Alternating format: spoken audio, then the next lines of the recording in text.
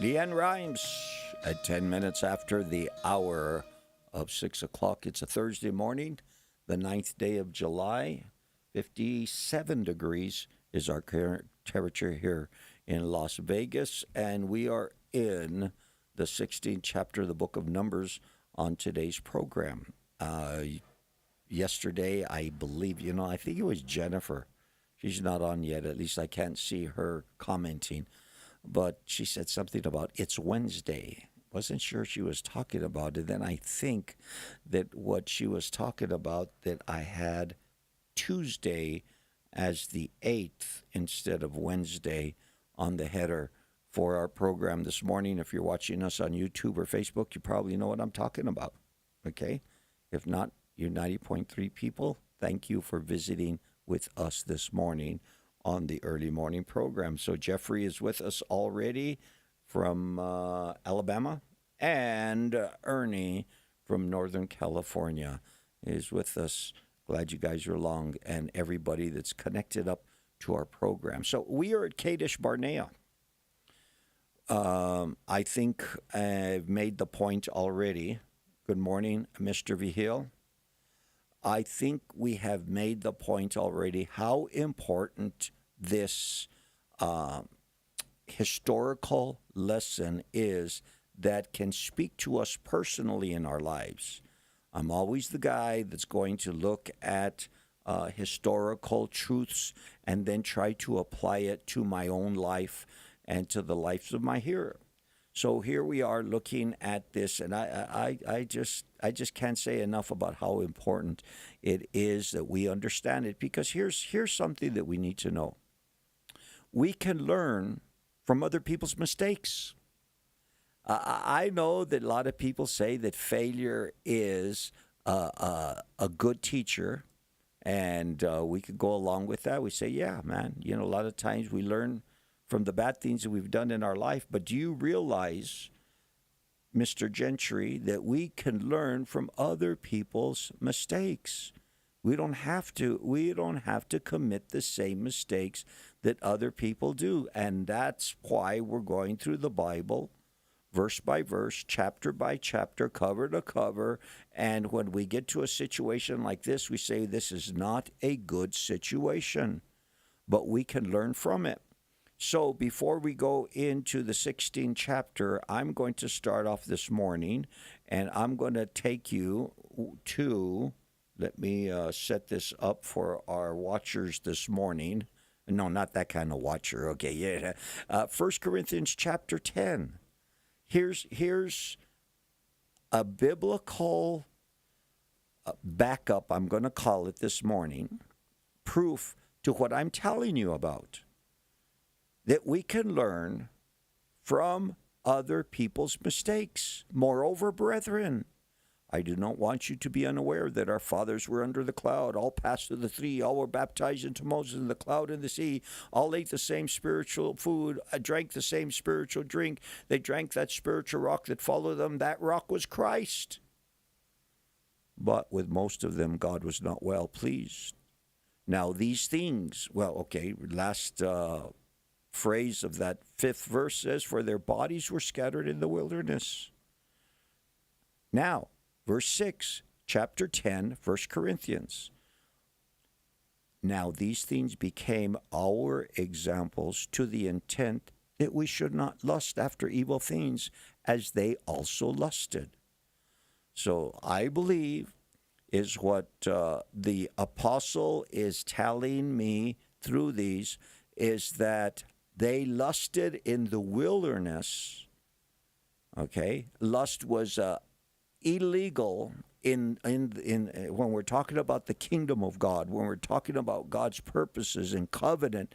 Lust is an evil desire for something that God doesn't want us to have, and they lusted after it. There is such a thing as hunger. Jesus told us, seek, knock, ask. Keep on seeking, keep on knocking, keep on asking is what Jesus told his disciples. But he didn't say keep on lusting.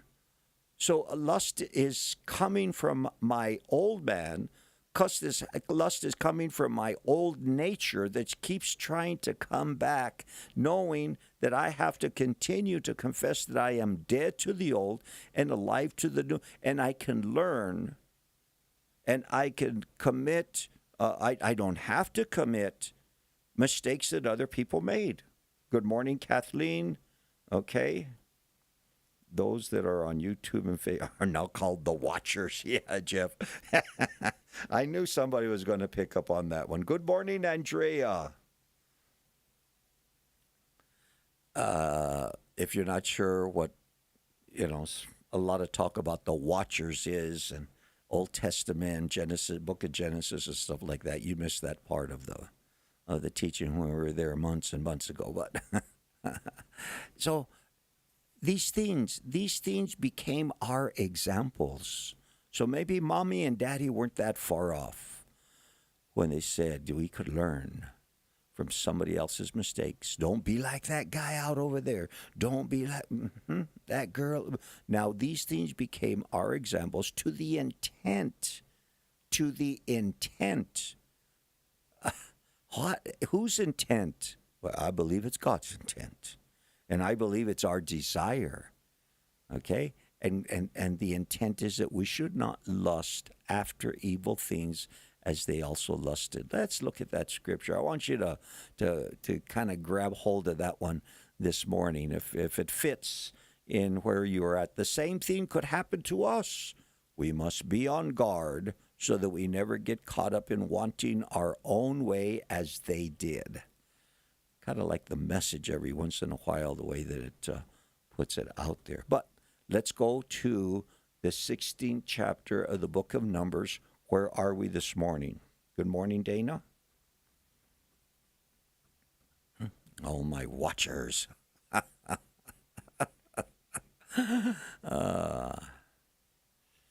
had to distinguish in between the listeners, okay? There's listeners and there's watchers. So, good morning, Jennifer. We have it up on the screen. We have it up right. We have it on time, finally. I was attempting this week. I was thinking at the beginning of the week, this week we're not going to make any mistakes. We're going to have the scripture up when it's time. And then yesterday, I just blew that one apart. Then Moses was very angry and said to the Lord Yahweh, do not respect their offering. Now, if we can get that 1 Corinthians chapter 10 verse, and we can take it back to the time that it's talking about, which is the time that we're in, the wilderness wanderings of the people of God, the covenant people of God. We can apply it to where we are at right now, and not just where we're at, but in other places. There was a lot. Okay, so let me do it my way this morning, like if I never do, okay? Apparently, if I understand this right, they were lusting for power. If I'm reading this right and I'm combining the two, the old and the new, and the warning that Apostle Paul gives us in that chapter in Corinthians, is that there was a lust for leadership. Some of the Levites and people from other tribes, there was 250 of them, starting off with 3 guys, 2 from the tribe of Reuben, 1 from the tribe of Levi, are confronting Moses, and that's where we at in yesterday's program. They're confronting Moses about leadership. Who's the boss? And why do you think you're the boss? And Moses could have taken them to a history lesson right there and tell them, well, you weren't there at the burning bush, son. All I did is what God asked me to do. That's all I did. Now they get to this point. And what has happened? What has happened is that they had the opportunity to enter in, to obey what God was telling Moses, to send spies in, and then them balking at the opportunity to enter in to God's purpose, and then later wanted to get in after God had brought judgment against them. If you don't understand that facet of the justice of God, you're going to miss out a lot about God. God's name is not Pee Wee Herman, okay? So I think we love the tiptoe through the tulip God a little bit too much. But as Dana has put it already, the lust for leadership was lust for power. And we should not lust as they lusted in the wilderness. And the lust was going to be more than just for leadership. The lust was going to be for bread. The lust was going to be for comfort. The lust was going to be... Because remember, already the people have said, where's this land of milk and honey that you promised us when you took us out? How dare they? How dare they? How dare they say that the land that they came from was a land flowing with milk and honey?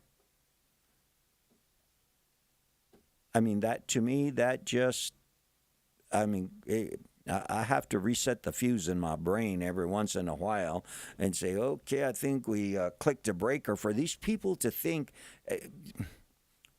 We've gone through it before. We know what the problem was in Egypt. We know that the people cried out for a deliverer. We know that God sent a deliverer. We know that God brought them all the way out and all the way up, and here they were, and they decided, no, we can't do this.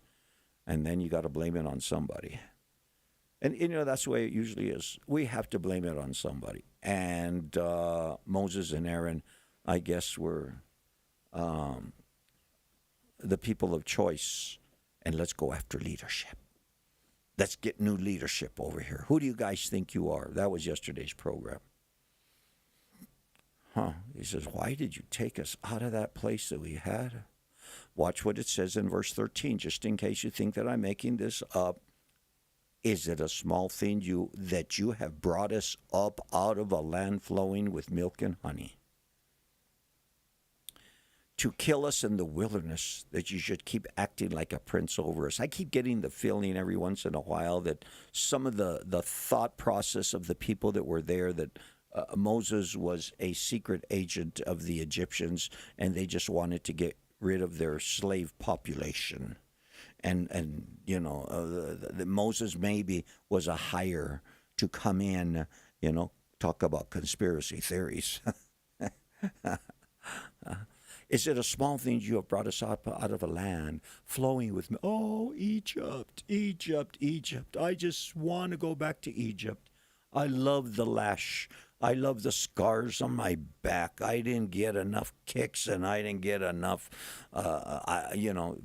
we know what was happening. We know that the Pharaoh said, okay, we're not going to give you everything that you need. You got to go out in the morning. You got to get enough so that you can add it to, so you can keep on doing the job and keep the quota that's going on. Egypt was such a, and you say, well, those people were crazy. How many of us as New Covenant believers sometimes look across the border? I'm talking about back. I'm not talking about forward. We look back, to the previous border and say, well, it wasn't that bad. Prison wasn't that bad. Addiction wasn't that bad. Immorality wasn't that bad. Oh, yeah, it was terrible, man. It was terrible. Good morning, Jody. Is it a small thing that you have brought us up out of the land flowing with milk and honey to kill us in the wilderness, that you keep acting like a prince over us? Moreover, you have not brought us into a land flowing with milk and honey. Oh, yes, I did. Lies, lies. If you're not able to sift through the lies that are coming down, and these ones are obvious. These lies. Number one, Egypt for the Pharaoh could have been a land flowing with milk and honey, but not for the Hebrews. Okay. Number two, Moses didn't bring them. We can, and maybe something else that I should say. A attack against God's delegated authority is an attack against God. To kill us, God's desire was not to kill them in the wilderness. Maybe it was a desire to kill the old man, that lustful man, so that the new life would come back. That you should keep acting like a prince over us. Ooh, excuse me now. Okay? So you fail to go in, and it's my fault. You fail to believe. You fail to release your faith, because that's what this thing is all about. This thing is all about faith. Moreover, you have not brought us into a land flowing with milk and honey. Blame it on Moses and Aaron. Nor given us inheritance of fields and vineyards. Well, the spies told you that they were there. God had been telling you and building up this a library of truth to you over and over again. And when it came time to believe, will you put out the eyes of this man? We will not come up. Will you put out the eyes of these men?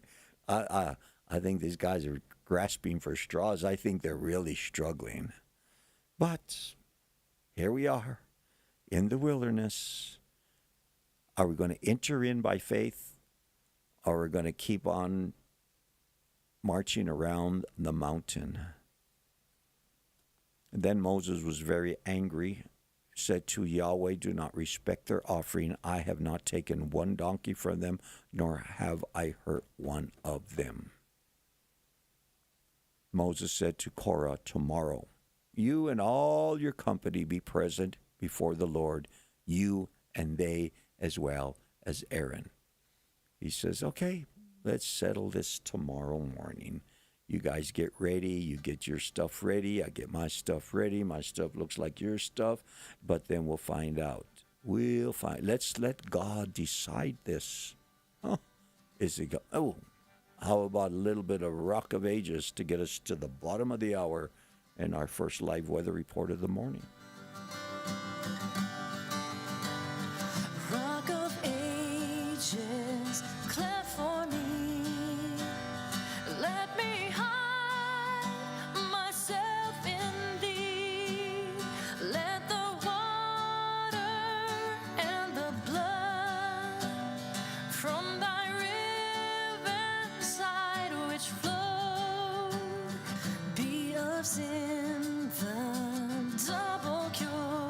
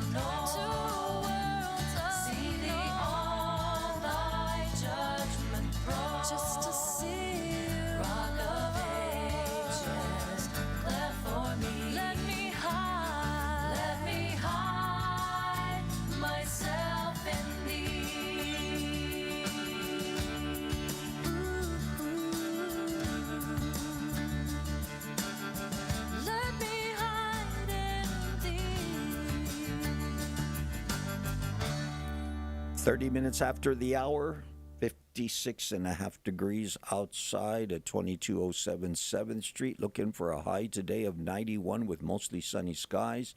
South wind this afternoon, 5 to 10 miles per hour. 40% chance of precip. Tomorrow, mostly sunny. Warming up 1 more degree to 92 with north wind 5 to 10 miles per hour with a 20% chance of precip.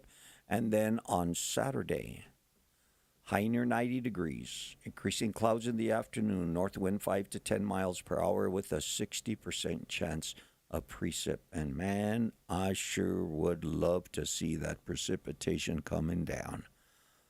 I mean, they keep on hanging El Nino over, saying, El Nino. Well, where's El Nino, man?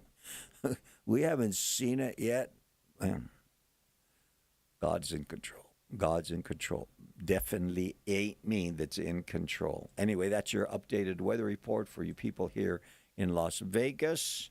And we're going to get back into Numbers chapter 16 here this morning. Let's get that taken care of. Let each take his censer. Verse 17. Good morning, Leroy. Good morning, Flo. Let each take his censer and put incense in it. Each of you bring his censer before Yahweh, 250 censers, both you and Aaron, each with his censer. So I think we have 251. Oh, yeah, I told you the Bible wasn't reliable because there's 250 that are going to bring censers and they didn't. Oh, okay. You're looking for an excuse? Oh, my God. You're looking for something to... there's all kinds of excuses. You're looking for, what do they call them? Theories, those theories that are going on, bouncing all around the internet on the days that we're living in. Anyway, yeah, it's a conspiracy. Here's what Moses said to Korah, okay? Tomorrow, you and all your company be present before Yahweh. Okay, you want leadership? Bring it. Let's all meet together. Let's all get together. And you bring your censer, and Aaron will bring his. Each with his own censer. So, we got it. Honey, where's my censer? You know where I think it's over there in that green luggage down over there someplace. I'm pretty sure you tucked it away someplace. Okay. Can I borrow your censer, neighbor? I need a censer. Yeah, you need some sense is what you need, and it ain't CENTS. So every man took his censer, put fire in it, and laid incense on it, and stood at the door of the tabernacle of meeting with Moses and Aaron.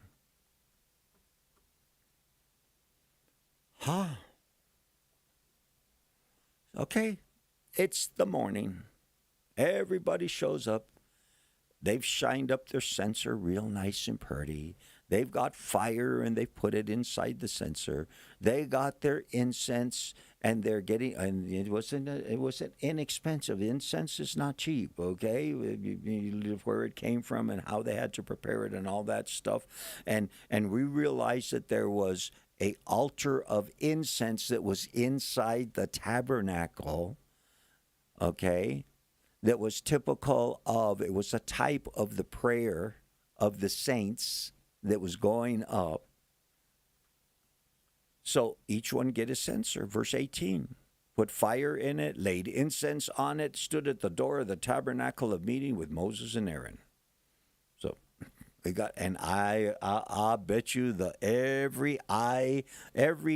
we got maybe about 4 million eyes with 2 million people that are all pointed toward the door going into the tabernacle. Nobody's saying nothing. Everybody's looking, see what's going to happen. Didn't take long for the news to spread throughout the congregation.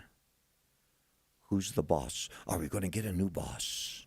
Do we or don't we? Do we need it or don't we need it? Oh, Everybody had their opinion. No, Korah gathered all the congregation against them. Korah gathered all the congregation against them at the door of the tabernacle of meeting. So Korah, who has started, and if you never heard of the phrase Korah's rebellion, here it is. And it is a rebellion against God's delegated, appointed leadership. Korah gathered all the congregation against them at the door of the tabernacle of meeting. Then the glory of Yahweh appeared to all the congregation. Yeah, okay. I'm one of the 250. I've got my sensor. I'm ready. I'm way up over there. I got incense in it, and I'm blowing smoke. Yeah, that's all they were doing is they were just blowing. But anyway, so, and all of a sudden the glory of and that's when my knees would get a little weak. Here comes God. A little scary. Because God's a-coming. Let me tell you what, God's a-coming. I know that the church had been waiting and talking about the second coming of Jesus Christ, but you know what? One of these days he's going to show up. And the 250 had better have been ready when the glory of Yahweh. What is the glory? It's the express, manifest expression of God. When when he makes himself real, do you realize that when Jesus put upon him the form of a servant when he was born to a virgin, conceived by the Holy Spirit, born of a virgin, do you realize that he was made manifest? Now we got God walking around the streets of Jerusalem. And when the glory of the Lord appeared, that is the express manifestation, the glory of God. He would come down in the cloud, come down in fire. Sometimes it was a cloudy fire, but he appears as he's been appearing to them very many times. And the Lord Yahweh spoke to Moses and Aaron, separate yourselves from among this congregation that I may consume them in a moment.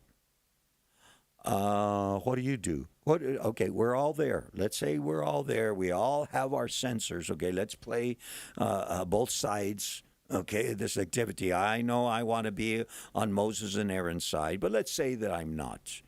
And I'm taking you along with me, okay, because I'm Korah today, and I have say, come on, boys, let's go, get your sensors. We're going to be there, and we show up. First, couldn't sleep last night. I wanted to be here first thing in the morning, and we're here.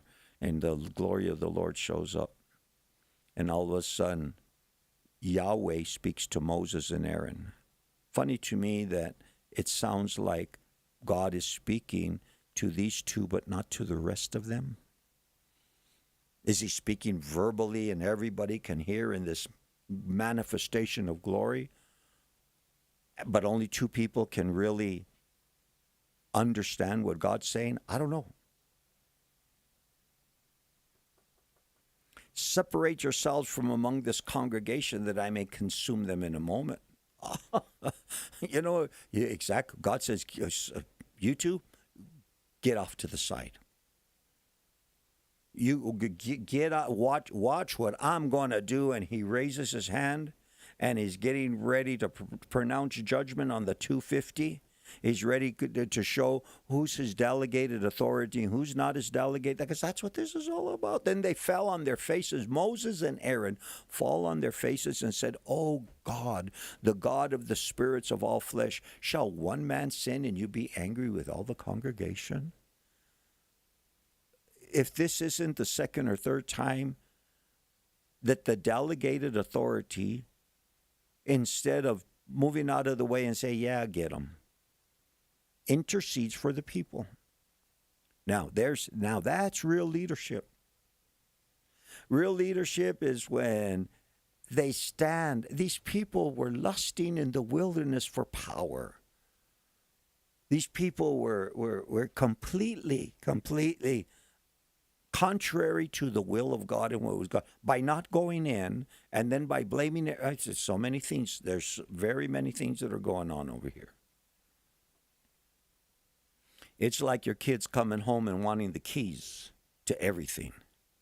It's like your kids, it's like your 12, 13-year-old coming in one day and saying, okay, I'm taking this place over. And you laugh. You know, you can't even sign a check, son. What are you talking? You don't even know the password. Then they fell on their faces and said, "O God, the God of spirits of all flesh, shall one man sin, and you be angry with all the congregation? Because of a Korah, are you going to be angry with all the congregation?" Oh, they're probably backing up Korah. They're probably all sitting there saying, yeah, I think this is time. I think it's time for a change. I think Korah's right. But hey, they're God's covenant people. God's not fit. And you know, here's another thing. I just thought of this. God had already said, you're not going to enter in. You're going to go out back into the wilderness. So if Moses understands what God's next moves are on the chessboard, and these and God says, well, I'll just kill them all. No. You didn't say that, God. You said that they were going to go out, and we'll take care of them one at a time. And we'll raise up. How are we going to raise up a new generation? How are we going to raise up a whole new people if you consume them in a moment? Maybe that's what Moses knew. Maybe he was way ahead of the whole. And he said, come on, God. Oh, God. The God of the spirits of all flesh, shall one man say to you, be angry with all the congregation? So Yahweh spoke to Moses, saying, speak to the congregation, saying, get away from the tents of Korah, Dathan, and Abiram. Now, this cuts completely against the Tiny Tim God. This cuts completely against all of this, namby-pamby, people that don't understand the justice of God. I don't have to defend it. I have to try to make a balanced revelation in my own mind of who he is.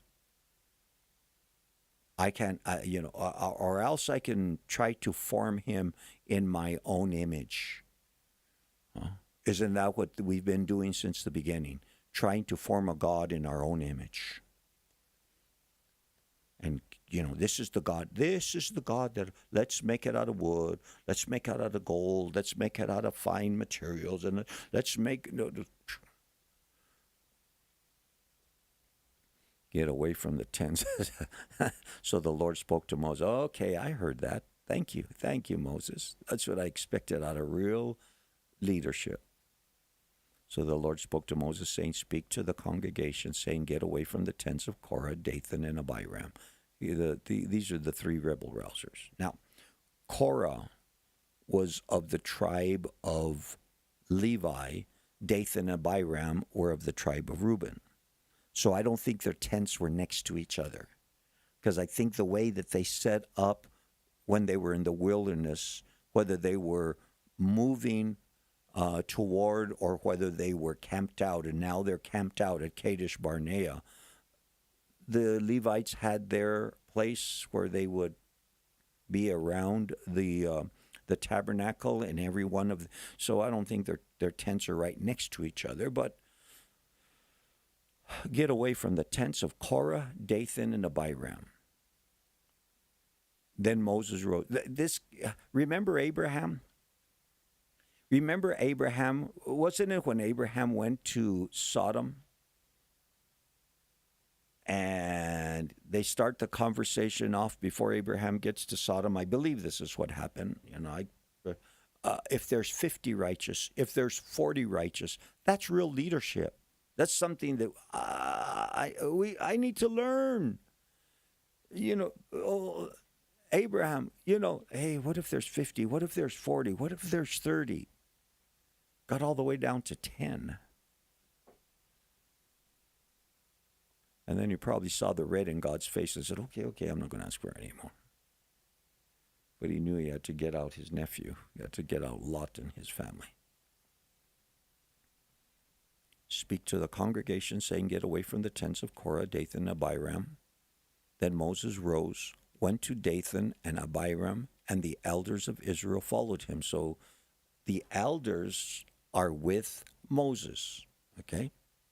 They're following him. This is the first spotlight that we get upon the elders, but they're there. These other guys were leaders also. I mean, they were, if we go to the beginning, let me go there real quick, see if I can go up to the beginning, how I identified these guys, okay? They rose up before Moses with some of the children. There was 250 leaders of the congregation, representatives of the congregation, men of renown. So these guys weren't just, some drinkers of Tokay and white port that just were rebel rousers.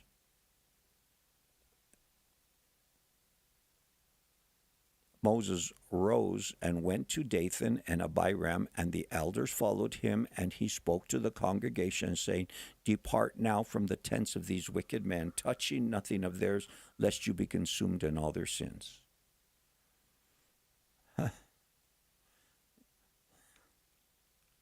I've had I don't want to give details, but I've had situations. I had a speaker come one time, powerful speaker that came one time. We had a series of services, and he stayed a while in our area. Great man, he had a great ministry, and some guy from town kept on, trying to, and finally he says, Pastor, there's something wrong with that guy, man. There's something wrong with that guy. And it reminded me of Korah, Dathan, and Abiram.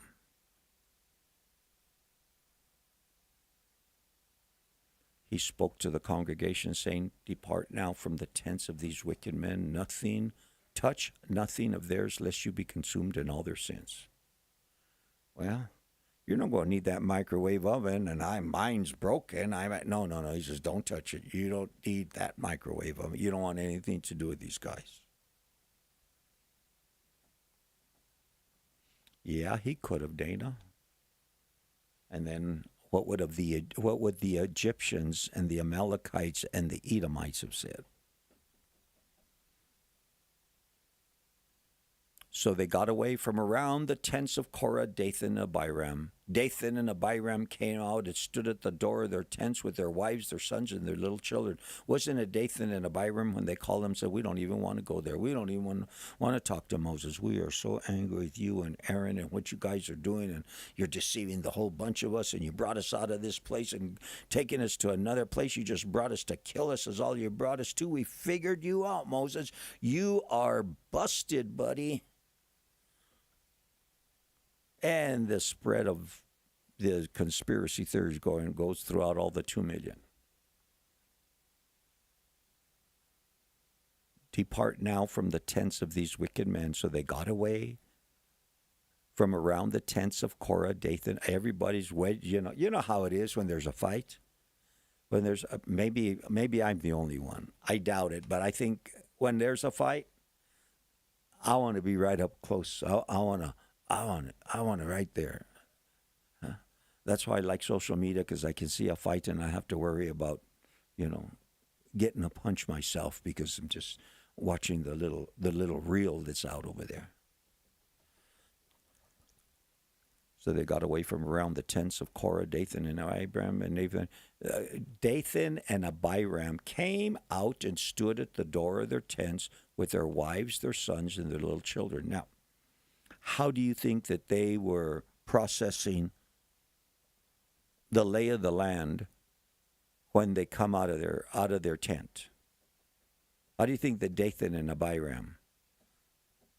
Because I can almost guarantee you that they got this pride factor that's going on, this defiant attitude, and they come out, stood at the door of the tents with their wives, their sons, and their little children. And Moses said, by this you shall know that the Lord Yahweh has sent me to do all these works. I have not done them of my own will. delegated authority. If you understand that there's authority and that all authority comes from God, and God gives to, when Jesus ascended on high, he gave some to be apostles, prophets, evangelists, pastors, and teachers for a particular purpose. Bring us into unity. Oh my God, we need it so bad. Get us to prepare us for works of service. All of these beautiful things. Moses and Aaron had their calling. And let me tell you what, Korah, as a Levite, he had his calling. But so did Dathan and so did Abiram. They all had their calling. They all had their place. We talked about that a little bit yesterday. And Moses said, by this you shall know that Yahweh has sent me to do all these works. I have not done them of my own will. Remember that Moses was a reluctant leader. I can't talk, you know, kind of like saying, you really don't want me there. Pick somebody else. He says, okay, we'll bring Aaron in. And now we're throwing stones at Aaron and Moses, proverbially at least. If these men die naturally like all men, or if they are visited by the common fate of all men, then the Lord has not sent me. Okay, if these men were just to die right now, somebody attacking them, maybe somebody coming out of the congregation and pulling out the sword and taking them down, or by natural means, just if they die naturally. Or if they are visited by the common fate of all men, then the Lord has not sent me. Well, all of a sudden he gets leprosy or something like that. Well, Marion got it before. That's nothing different. Or if he all of a sudden he gets this growth on the side of his neck, and in 3 weeks, man, he's going down quick.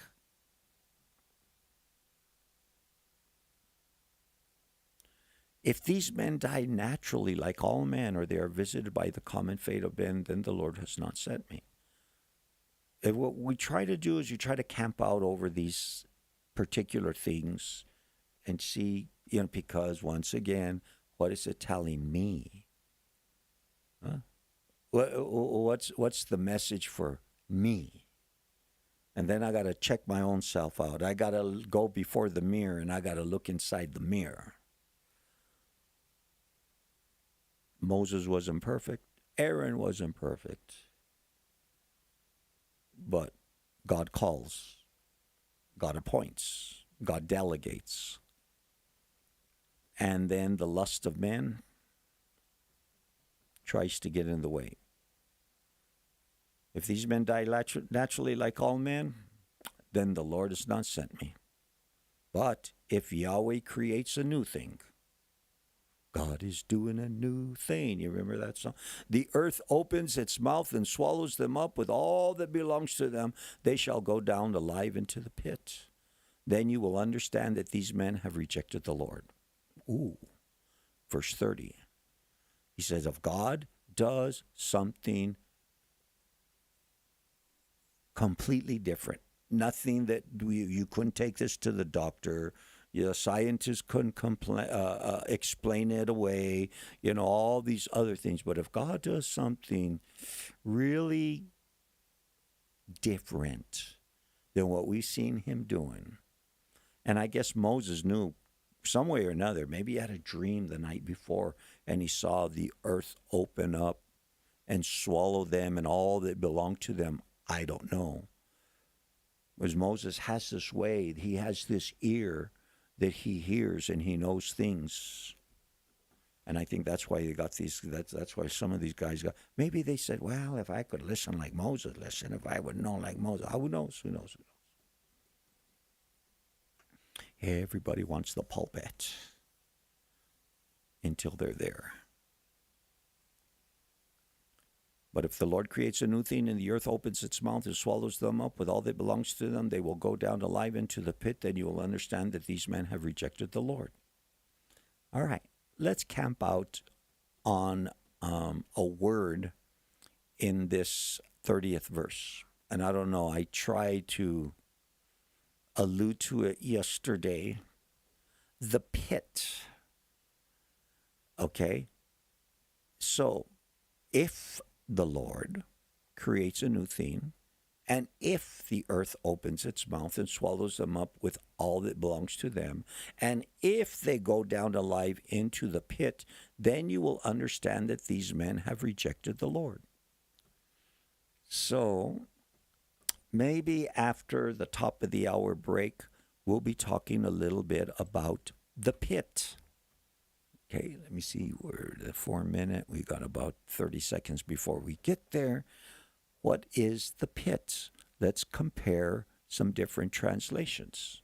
Okay, because the Amplified says, if the Lord creates a new thing, along with all and they descend alive into Sheol. What is Sheol? Well, in one of the translations that we just finished going to, New King James, it calls it the pit. Amplified goes to the Hebrew name of what the pit is, Sheol, the netherworld, the place of the dead. What is the place of the dead? Where are these guys going? What is it? Ooh, my God, there's all kinds of. What is it? Did you think about it? Did you try to do some investigation about Sheol? On a hill far away stood an old rugged cross, the emblem of suffering and shame. How I love that old cross, where the dearest and best for a world of lost sinners was slain. So I'll cherish the old rugged cross till my trophies at last I lay down. I will cling to the old rugged cross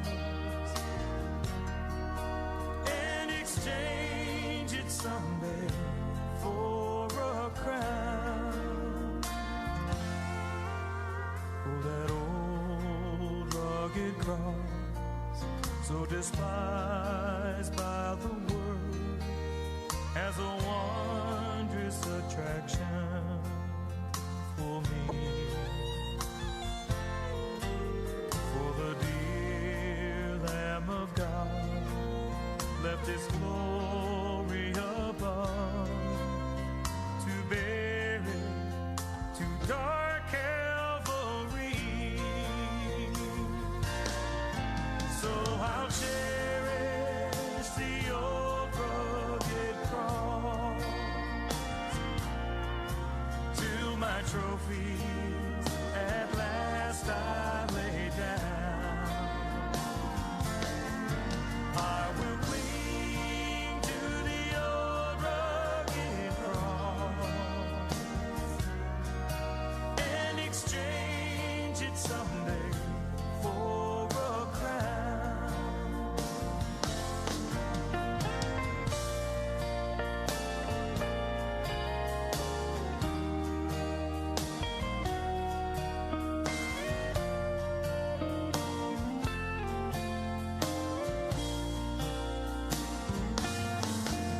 Then He'll call me someday to my home far away, where His glory forever I'll share.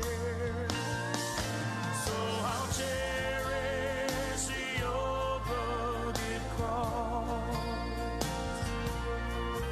till my trophies at last I lay down.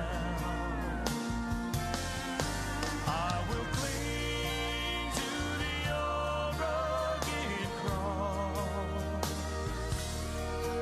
and exchange it someday for a crown. I will cling to the old rugged cross and exchange it someday for a crown.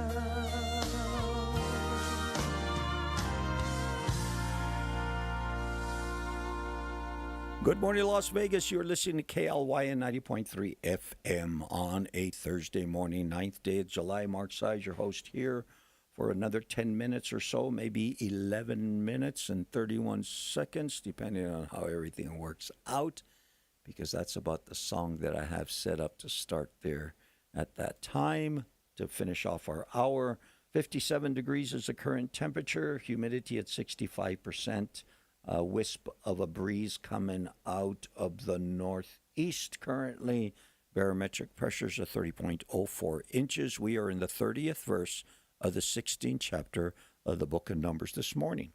Hold on to your seats this morning, okay? Don't leave, baby. If you don't have to leave, don't leave, okay? Because we're going to look at something weird. I know we like weird, okay? That's why we like conspiracy theories. We like weird stuff many times, okay? So we come to the 30th verse, and Moses has told the people, if the Lord creates a new thing, the earth opens up, mouth swallows them, and all belongs to them, and they all go down into the pit, then you will understand that these men have rejected the Lord. So that's what Moses says. Hey, God's going to do something that he hadn't done before. God is going to show his hand, all aces, baby. He's got a full, what do we call a royal flush. You can't beat that one. But God's going to show you. He's going to reveal his cards and show that he is speaking. He is saying something powerful in the time that they're going. If the Lord creates a new thing. If the ground opens up, if they go down alive into the pit, you will understand that these men have rejected the Lord. Okay, now, in the New King James Bible, it says the pit. In a lot of the other translations, and we looked at one of them in the Amplified, it says Sheol. Okay, if we were go to New King James Plus on the eSword, and we would look at the Hebrew word, for the pit, it's H7585. You can do your own homework if you know what H7585 is when it comes down to it. And come on, help me out over here.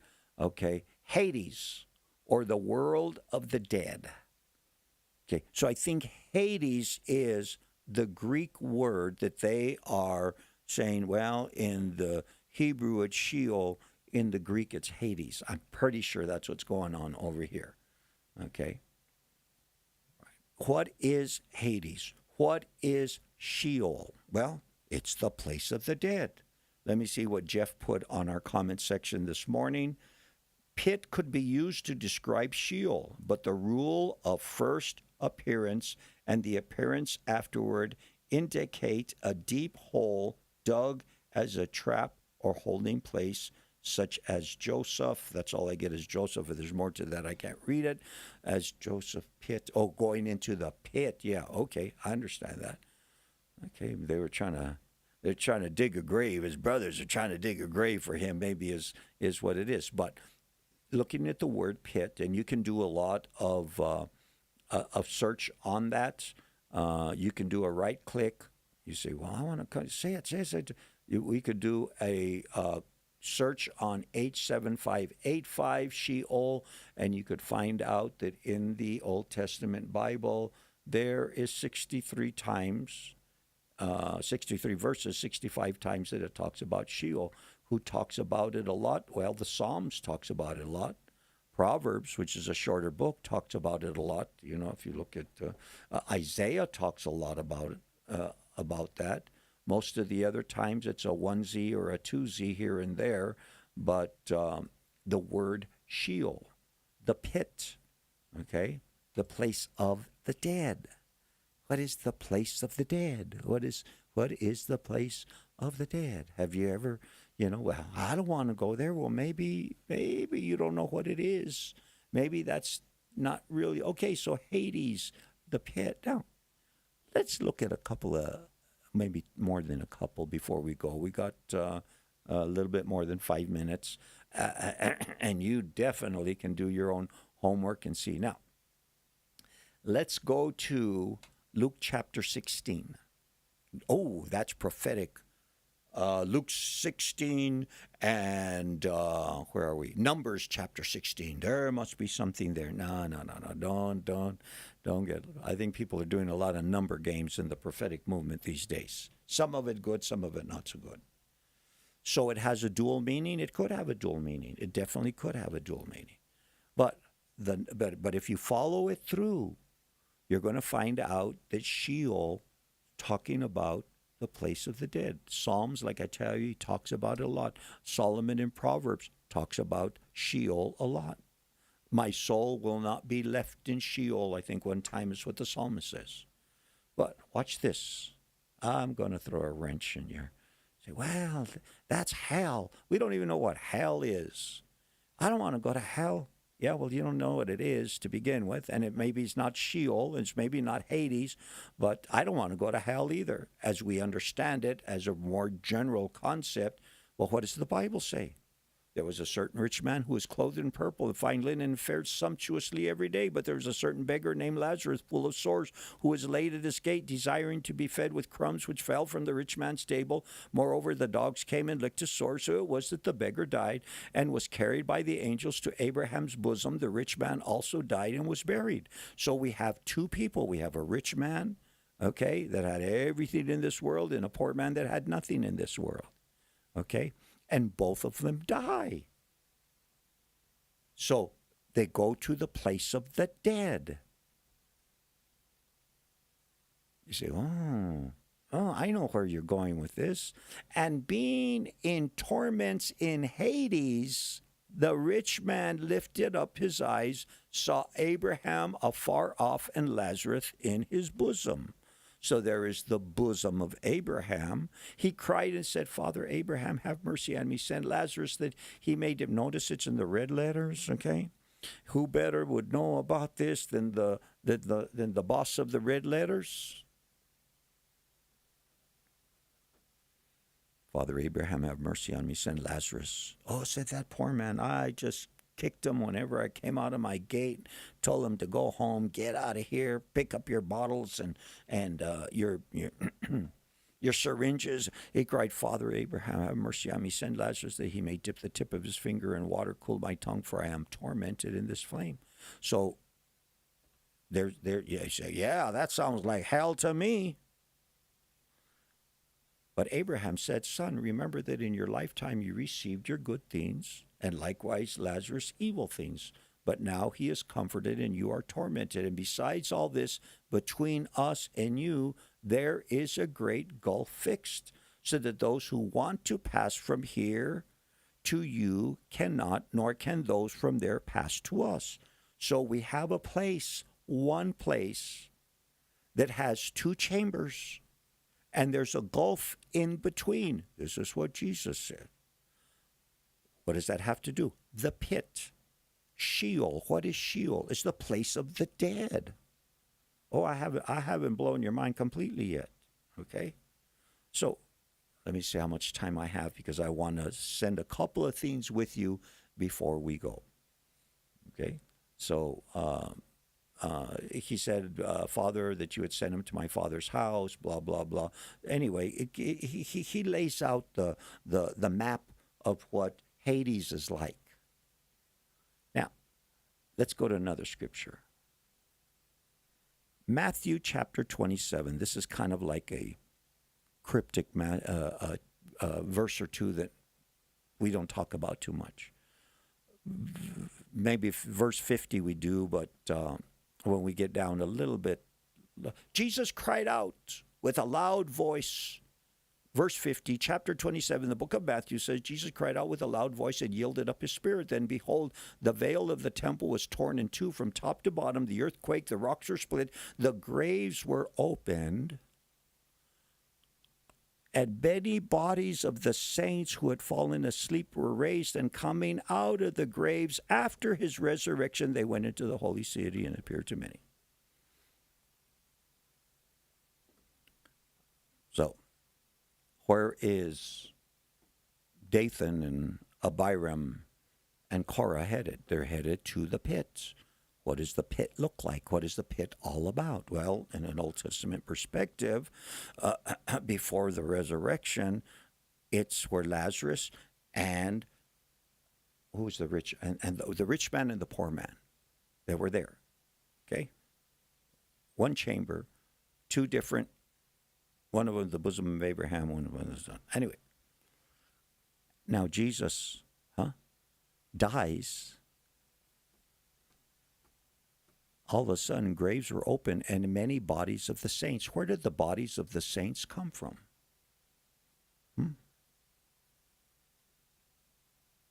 Where did the bodies of the saints come from? Maybe they came from the bosom of Abraham. Maybe that's where they came from. Now, in closing, and I'm going to throw this out there, and you can go to, I'm pretty sure it's Ephesians chapter 4. You do your own homework, do your own studying, okay? But to each one of us, grace was given according to the measure of Christ's gift. Therefore, he says, when he ascended on high, he led captivity captive and gave gifts to men. Jesus is ascending up into heaven. And as Jesus is ascending up into heaven, remember, we've gone from Numbers all the way to Luke. From Luke chapter 16, we've gone to Matthew chapter 27. Now we're in Ephesians 8. It says, when he ascended, now he's not just giving up the ghost. Now he's ascending, okay? 40 days later, he led captivity captive. Who is the captivity that he is? Just something. Oh, yeah, I'm going to leave you hanging. Of course I'm going to leave you hanging. Find out. Ingrid Rosario up next.